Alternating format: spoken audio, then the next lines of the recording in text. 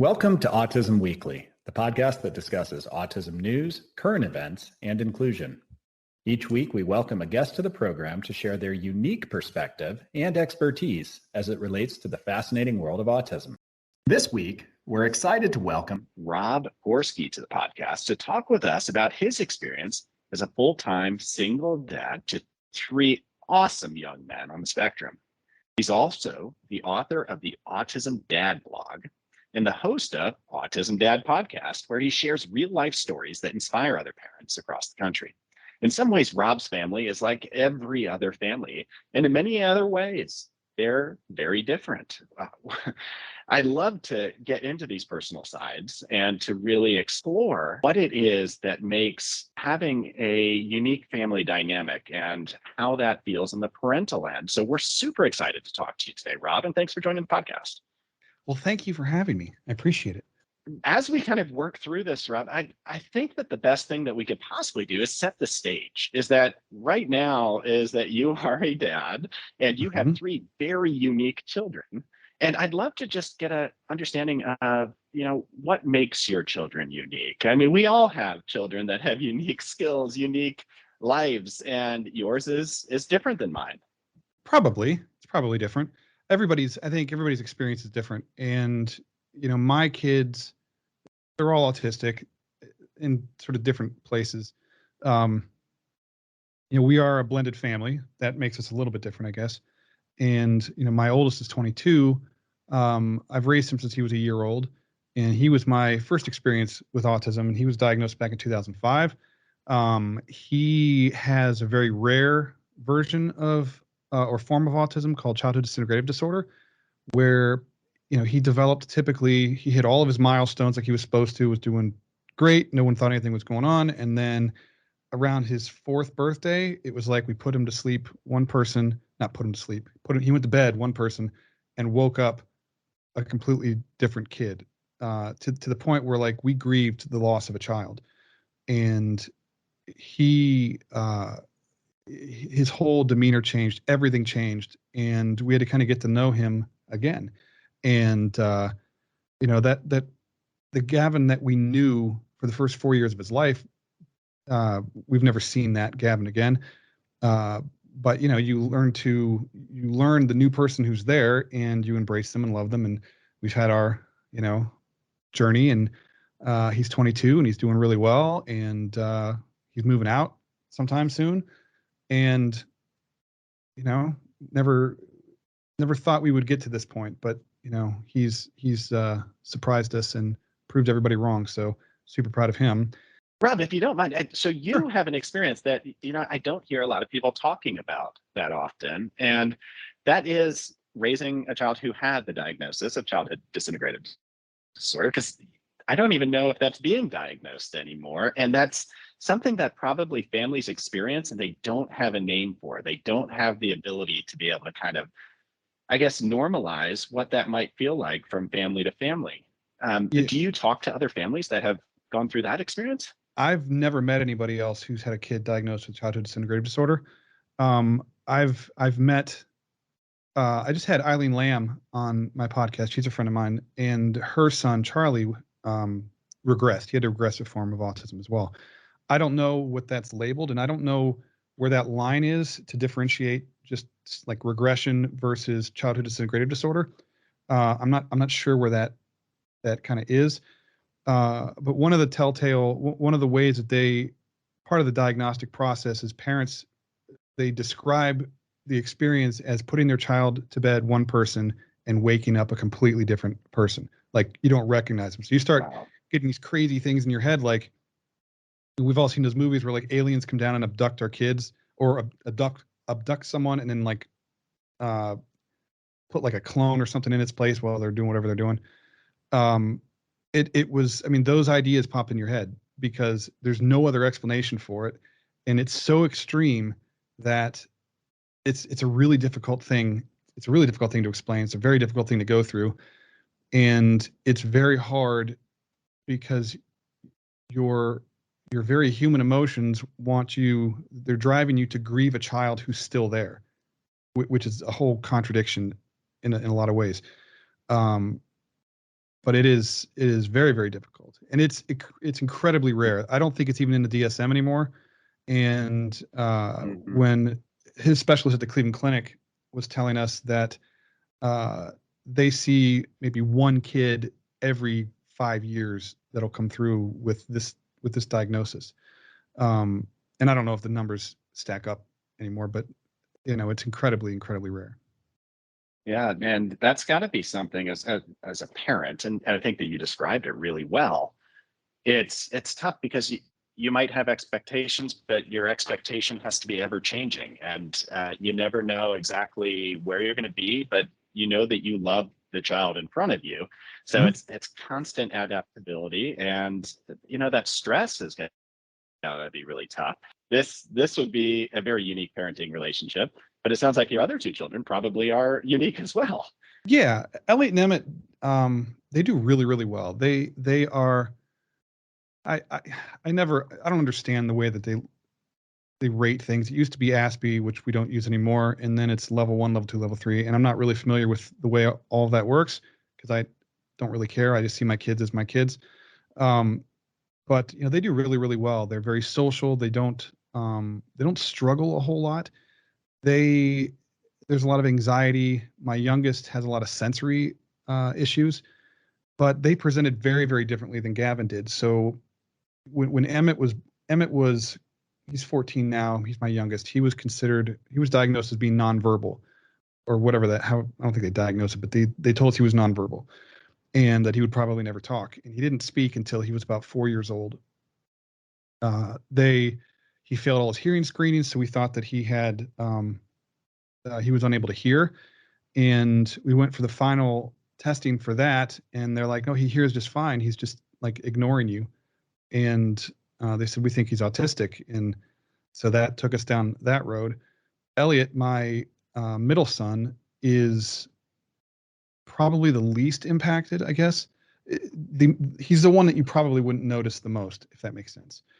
And so I missed it, and I didn't see it because my only reference was his brothers on either side as to what autism is, and he was nothing like that.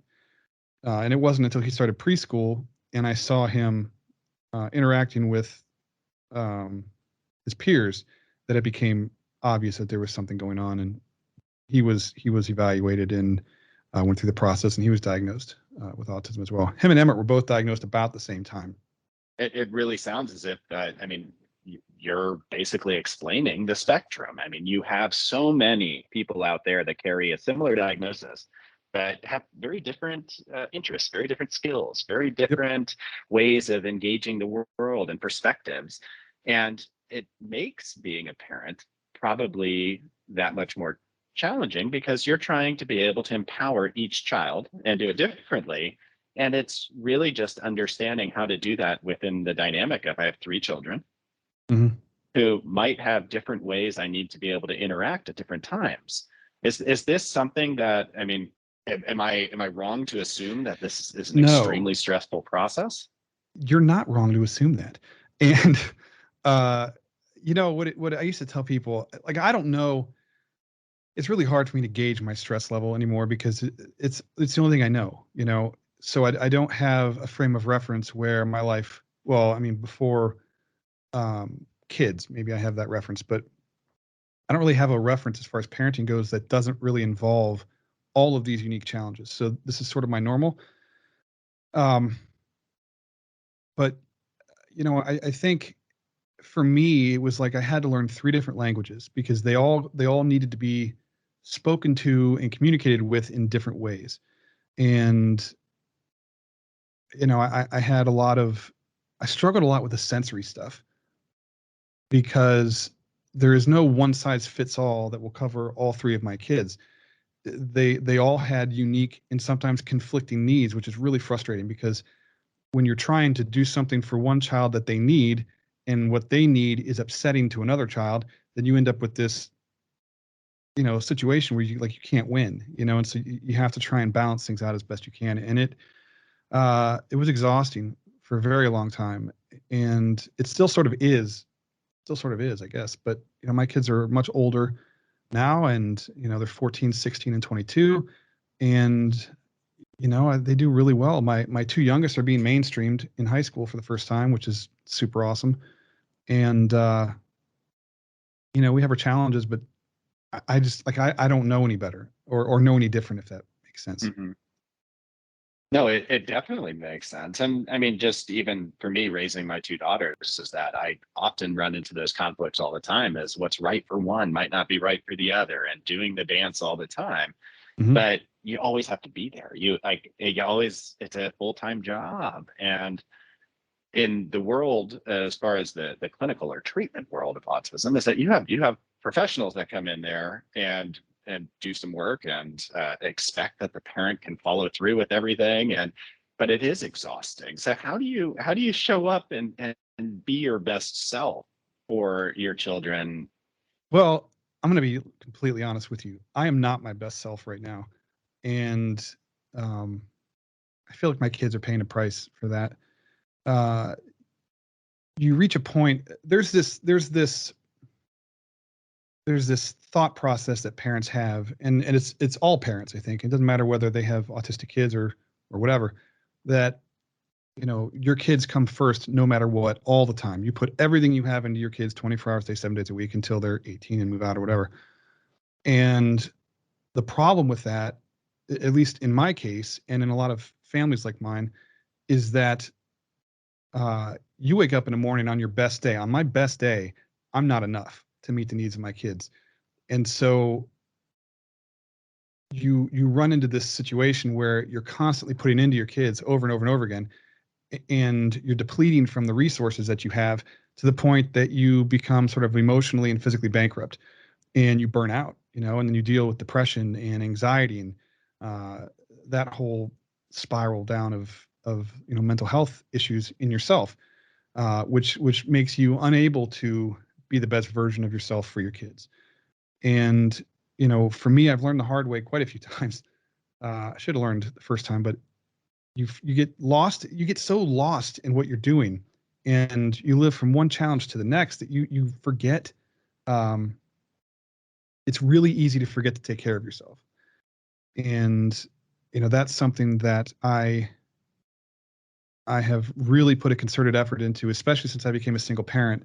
I'm all my kids have, and I have to take care of myself in order to be there for them as long as I possibly can. And it's a delicate balance, and you feel guilty for taking time to yourself and all that stuff. But the alternative is unsustainable and set up for failure. I don't know if that answered your question. I think it does, Rob. And I mean, what I don't want to push too far on this, but the Whatever you want. fact is that you're taking a lot on your own shoulders here. Yes. And at times I take a look at this overall picture, and I feel like, as a community, as a clinical partnership, as schools, as family and friends, especially as it comes to self-care and giving somebody maybe some slack at times, and stepping in and being able to help support, asking the right questions so that you don't have to be the only one being transparent through a process, is that we're welcoming that discussion to be able to figure out how we can be better for you.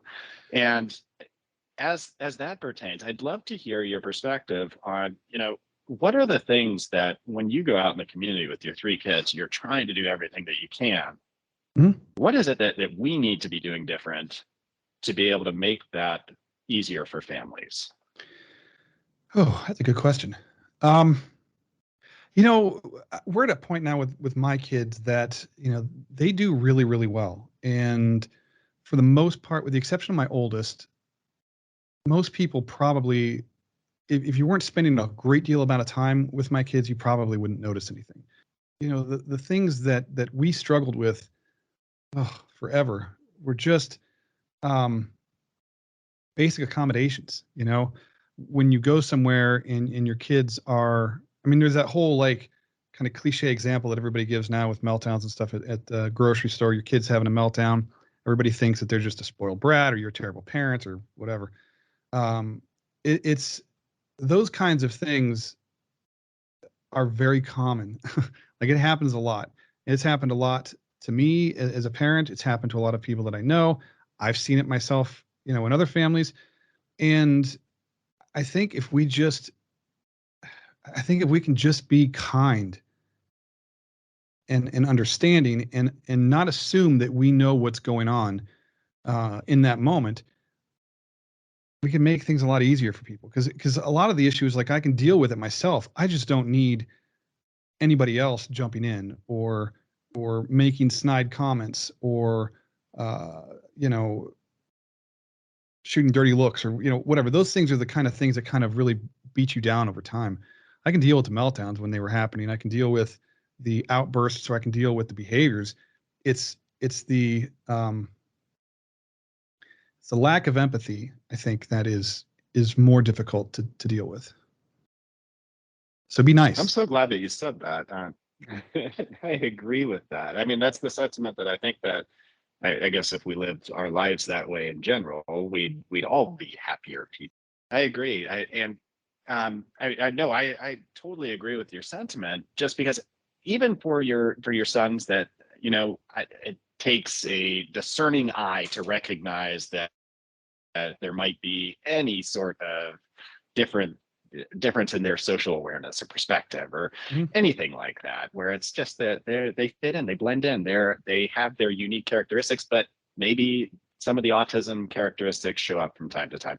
I saw that even this weekend when I was out, and we were doing some zip lining, but I was watching as far as the other families that were involved, where a child had made a comment. It was slightly off. It didn't fit the environment at that time. And people started treating that person differently just because of that one comment. That rush to judgment seemed to be a big issue.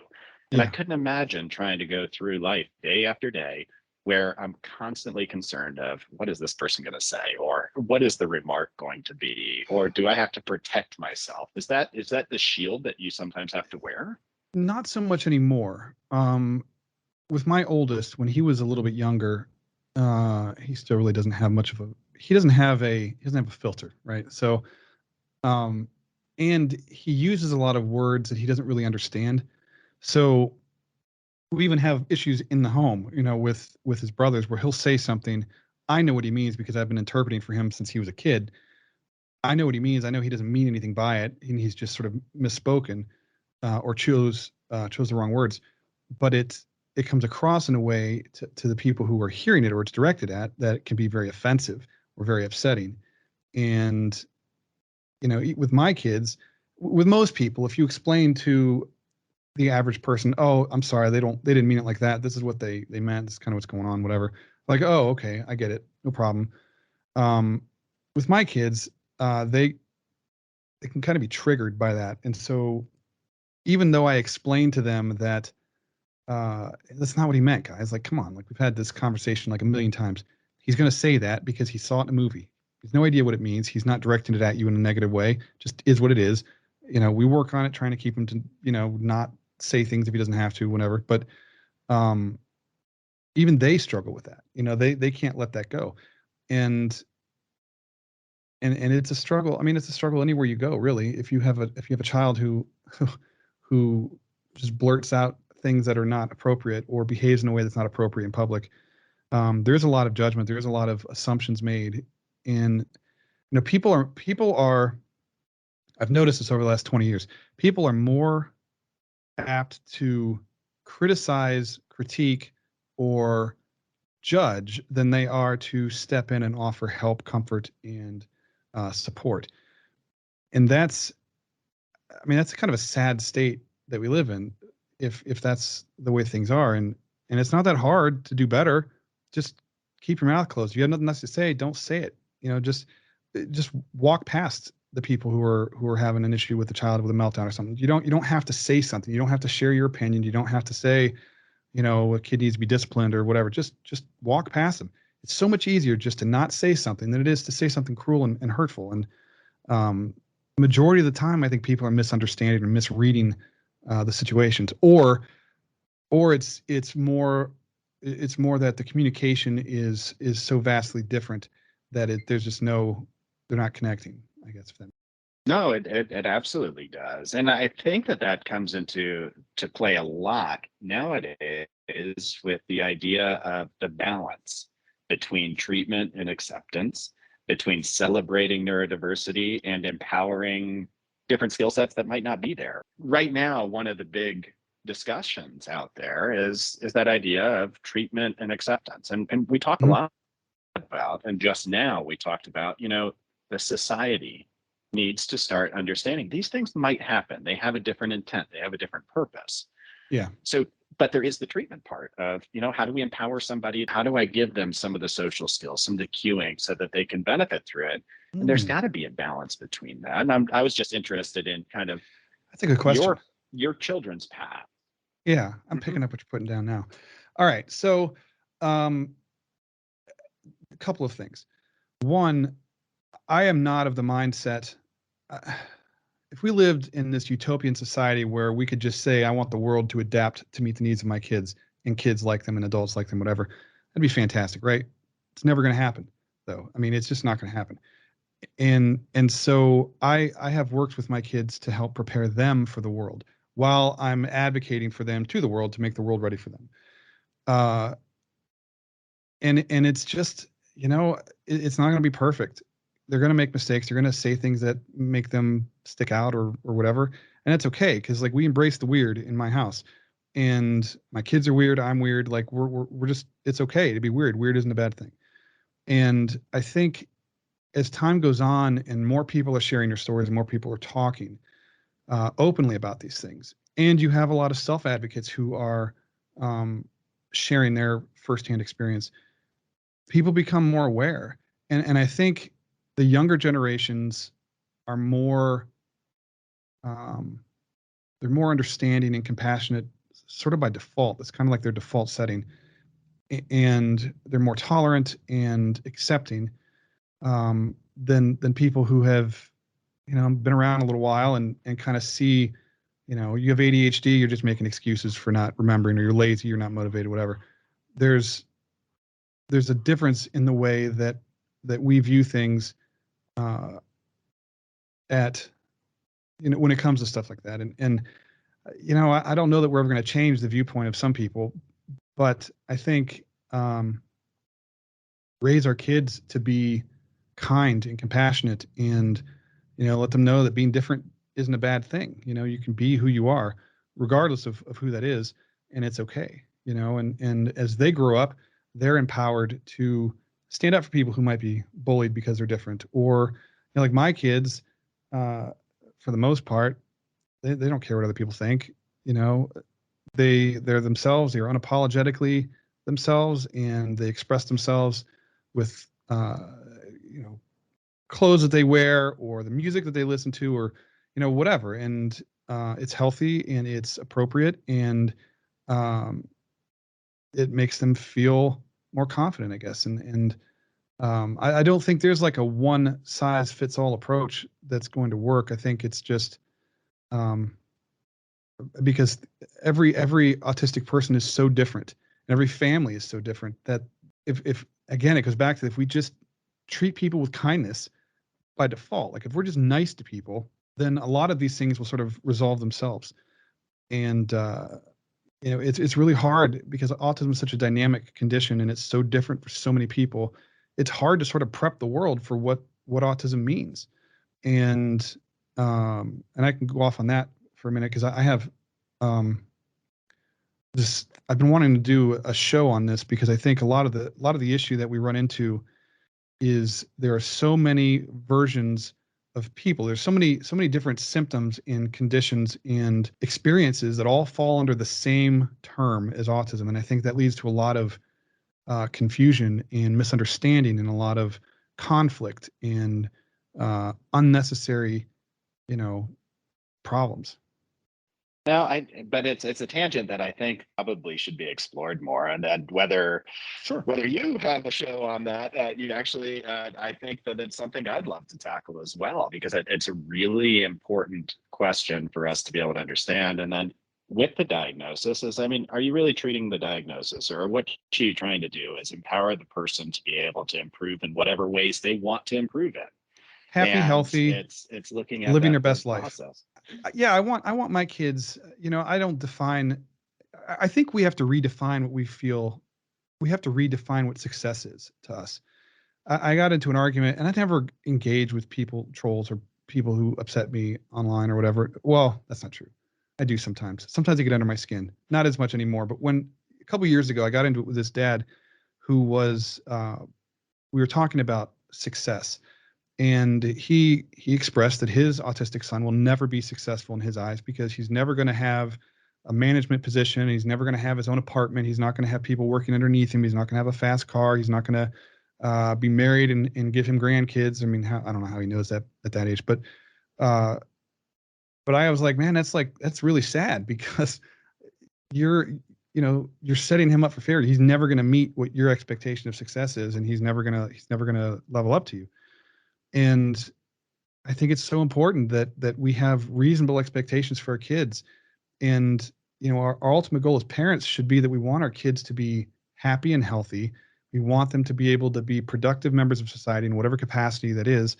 And we want them to live a life that they're happy with, safe, happy, healthy, and loved. I mean, those are the key things. I don't care what kind of job they have. I don't care if they get married or they don't get married, if they choose to do that or not do that or whatever the deal is. I just want them to be happy. And to me, if I have raised my kids through all of this stuff that we've been through, and we survived this pandemic and whatever the next one is, and they're happy and healthy and as independent as they can be, living their best life, that's success for me. In my eyes, I think Absolutely. that because it's all relative. We can't lump everybody into a specific thing. It's relative. I just had this conversation with my friend Keith Swenson about success in our kids. It's a good topic. No, I think it's one that probably all parents should step back and have that conversation, autistic or not. I mean, it's a matter of we should all be having that same perspective, because if you're going to raise a healthy child, you have to be supportive of them, and you have to cheer on their goals, their ambitions, what makes them happy, so that they can continue to fulfill it. One of the things that I'd love to kind of understand is your path to becoming an advocate. Is that, sure, to be honest, your transparency, it is a breath of fresh air. You're open, you're honest, you're willing to share. Not everybody's there. But how did you get into becoming an advocate? And, how could we encourage more of this dialogue? Well, it was an accident, to be completely honest. I didn't set out to fulfill this role. I was really frustrated and overwhelmed with when my oldest was first diagnosed. I was overwhelmed, right, and I wasn't coping very well, and I was just struggling with everything. And because I'm a fixer, right, and I was a fire medic for a long time, and like I see a problem and I want to help him, but there's nothing that I can do to help him because what he had, you can't take that away, and I can't, I can't fix the medical conditions. I can't. So you feel powerless and hopeless. And excuse me, my wife at the time, Gavin's mom, was like, you should write in a journal, because I think that that's healthy to do that. And I was like, I'm all tech stuff. I can't sit there and write on paper. So she's like, you should start a blog. Nobody's ever going to read it. It's make it private, whatever. And so I set up this WordPress blog called Lost and Tired, because that's how I felt. And I started just kind of word vomiting everything that I was feeling and dealing with, not thinking anybody was ever going to read it, because it was not, I don't feel like it was fit for human consumption outside of, me. And it turned out it wasn't private. And it was, I don't know how people started to find it, but they started to find it. And then it started getting shared. And there were things that were going viral, and it became this, what I thought was expressing all this negative energy, in a constructive way for myself, and then walking away from it. I thought that's what I was doing. But what I was really doing inadvertently was showing people that they're not alone, and that they are not the only person who is feeling those things, and that it's okay to feel those things, because it doesn't matter what you feel, it's how you deal with it that makes a difference. And just because my kids, I mean, all three of my kids are autistic. They drive me nuts. They drive me crazy. And it's okay to say that, right? Because kids are supposed to drive their parents crazy. I drove my parents crazy, and I'm sure my parents drove my grandparents crazy. It's just the way that it is. And talking openly about it and sharing the good, the bad, the ugly, and the victories and the setbacks. And I'm fond of sharing my own mistakes, which have been many. And because I feel like there wasn't anybody doing that when I started out, and so I had to learn everything the hard way. And if I can help people, if I can help people avoid some of the pitfalls or the mistakes that I made by kind of lighting that path, it works. It helps me because I feel like I'm contributing something outside of. I'm making something positive is coming from all of the struggle, and it kind of fills that need for me to help people and connect with people.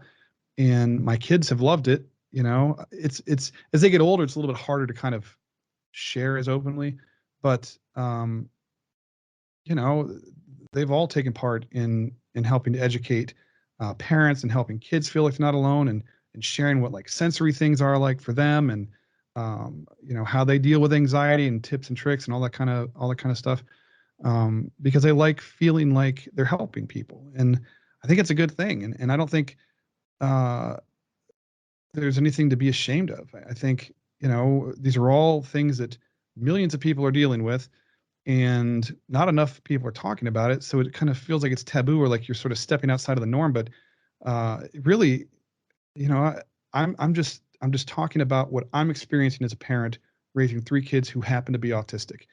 And autism plays a big role in some of the challenges and joys and setbacks and all that kind of stuff. But we're just a family, and it's evolved over the years to my when their mom left, and it became just sort of the story of myself and the boys. I changed it to the autism dad because I was trying to find something that was more positive, that was more focused on me and less on my kids, because they were getting older, and I was concerned more about privacy stuff for them. And for myself, I mean, I'm an open book. I'll tell you whatever you want.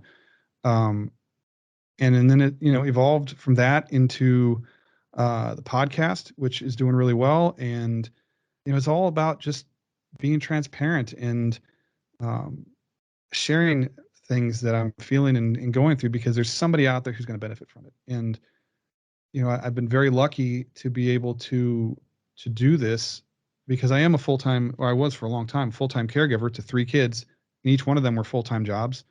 And I've been able to build a business around this where I can, help more people. I can take care of my family. I can do what I'm passionate about, and get to talk to people like you. Well, I, for one, thank you for doing this, Rob. I think that allowing somebody to have that peek over the fence and to be able to kind of see what's going on and to understand and almost encourage them to take off their own mask at times Mhm. and be themselves.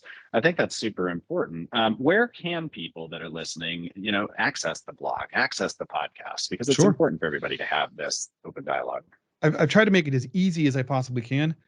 So if you just go to theautismdad.com, everything can link from there. The podcast can be found on any of the podcasting apps you listen to. You just look up the Autism Dad podcast. But there's a dedicated site for that, and there's if you just visit theautismdad.com, there's links in the menu bar at the top where it'll take you everywhere you want to go. And I don't want to leave this episode with me sharing any of my experience on this, because this is your chance to be able to talk to our audience. And the fact that you've been so transparent and that you've lived in the way that you have, just to be able to kind of say, this is my unique, this is my true self, and you're going to hear it, and hopefully you learn from it. I want to hear your parting words to our guests about, and to the parents that are out there listening, as if you had that chance right now to say just a few words to them, what would it be? I think what I needed to hear when I was starting out was that it was going to be okay. You know, um, you hear your child has a diagnosis, and when you have a child on the way, you start, planning the future out before they're even there, right? And when your child is diagnosed as autistic, a lot of times those plans have to be remade, right? They have to be adapted or changed or whatever, and that's okay. It doesn't mean it's not the end of the world. Autism is not a death sentence. It's just a different way of existing, and there could be a lot of challenges, but there's also a lot of joy and things that you will be able to experience that you would never been able to experience otherwise. I want people to take care of themselves. That's huge. Self-care is huge, and you got to start out right away, because once you burn out, you can get behind the 8 ball on a lot of things, and it's hard to recover from. And like you said, you want to show up for your kids, and you want to be the best version of yourself for your kids, because that's what they deserve. In order to do that, you have to put back into yourself. And my therapy is another good one, guys. So therapy. My therapist told me that you have to be selfish before you can be selfless. And I like that better than the whole put the oxygen mask on first analogy, because so many people feel like self-care is selfish, and it is, but there's different types of that. And taking care of yourself so that you can ultimately be a better person for your kids is the right kind of selfish, and you got to do it. Your kids deserve the best version of you. You deserve to be the best version of you. And if you can just take a breath, know that everything is going to be okay. You're going to figure it out. Take care of yourself, build up your support group, and just take it a day at a time, hour at a time, minute by minute if you have to sometimes. And, don't be afraid to reach out. I'm known to get on Zoom calls with parents when they're struggling, just to listen, and be a sounding board so that they know they're not the only person that's been through that. But reach out to people. I mean, if I can help, I'm very accessible, probably too accessible, but I like to help, and I don't want people to go through anything like I had to go through, when you lived in this vacuum of information. So, no, I think everything that you said there is something that we should all internalize, and I appreciate the fact that you were able to put it in such an articulate way that's showing the emotion behind it. And I do appreciate your sharing of all your stories and your expertise of, this is my experience. This is what I've learned. This is what I found important with us today on the podcast, and for being there. And hopefully we can do it again. Absolutely. Thank you for having me on. I appreciate it. Thank you for listening to Autism Weekly. We hope you tune back in next week to learn more about autism in the real world. Autism Weekly is now found on all the major listening apps, including Apple Podcasts, Google Podcasts, Stitcher, Spotify, Amazon Music, and more. Subscribe to be notified when we post a new podcast. Autism Weekly is produced by ABS Kids. ABS Kids is proud to provide diagnostic assessments and ABA therapy to children with developmental delays like autism spectrum disorder. You can learn more about ABS Kids and the Autism Weekly podcast by visiting abskids.com. Thanks for tuning in. See you again next week.